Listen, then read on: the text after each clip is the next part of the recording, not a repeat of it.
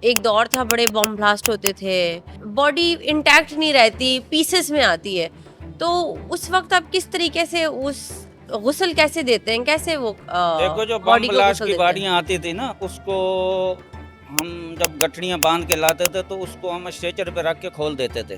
ایک کیمے کی شکل میں، جیسے کیما ہوتا ہے اسی شکل میں ہوتے تھے کہ ہر چیز وہ کیمے کی طرح ہوتی تھی. مگر اس کو ہم اس طریقے غسل دیتے تھے کہ اس کو ہم پانی سے تر کرتے تھے. اتنا پانی بہاتے تھے کہ اس کے اندر سے کانچ جو بھی لویا جو بھی چیز ہے اس کو تر کر کے اس کو اندر سے یہ کہ ہم بھئی ایک ایک بال جو ہے نا اس کا گیلا ہو جائے، کوئی جگہ خشک نہیں رہے.